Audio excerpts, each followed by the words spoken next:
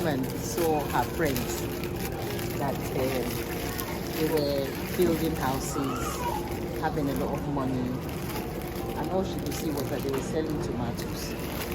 So she was wondering that, so how are they doing it? You know, she begged them to show her the trick. And they said, are you sure? Do you really want to know? She said, yes. Her and her husband are struggling. Sometimes they cannot put food on the table for the children. So she really wants them to show her the way. So they said, okay, she should come. So she went to borrow money from a lot of people, and she went with them. So they went to the village, took a vehicle, went deep into the village. So that place, there's a lot of tomatoes because they sell it very, very cheap. Loads of tomatoes. It's a tomato farm, but they sell it very, very cheap. So she bought a lot with all the money. So when it was time to leave and go back to the city, got into the car. But the driver said she needs to follow them into the bush. And she said, why do I need to go into the bush? You know. They said, didn't your friends tell you? She said, no, they didn't tell me anything. They said, come with us into the bush and we will tell you. So she went with them into the bush, and the driver said, we need to sleep with you before we go back. The woman said, no, I'm a married woman. I have money for the transport fare. They said, that doesn't concern us. Even if you have money, we still need to sleep with you first. The woman said, I will pay double.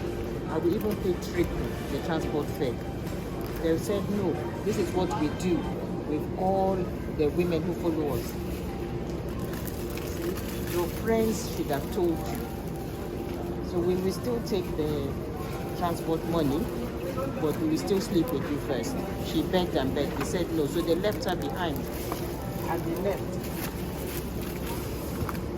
She was there 3 days. No vehicle agreed to take her back to the city unless she sleeps with them. The basket of tomatoes she bought were starting to rot. She was thinking of the money they borrowed. How are they going to pay it back? So she accepted, she agreed, and then she went back to the city.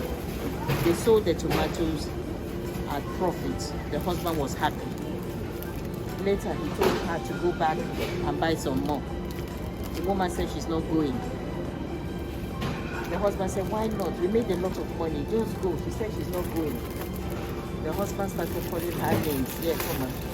He started calling her names. He said that he was an enemy of progress. He doesn't want them to succeed. If not, she will go back. So she now had to confess to her husband what happened in the bush. The husband cried, the woman cried. So you see, sometimes you don't know how people make their money. You see them.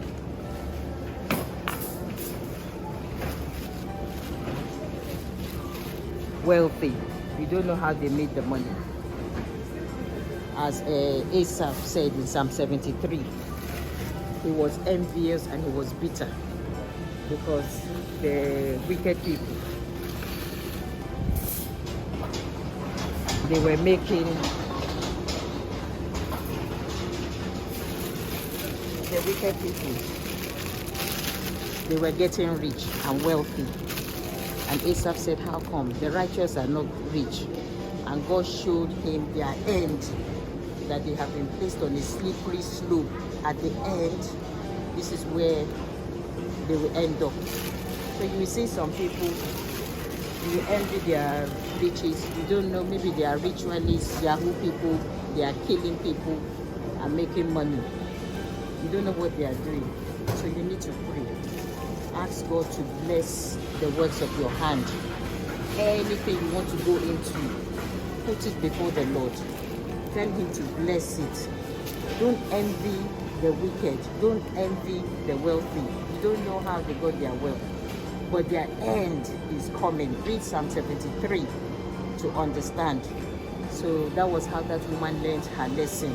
Her friends are rich, building houses, but see what they were doing. Their husbands didn't know. She found out the hard way. God bless you.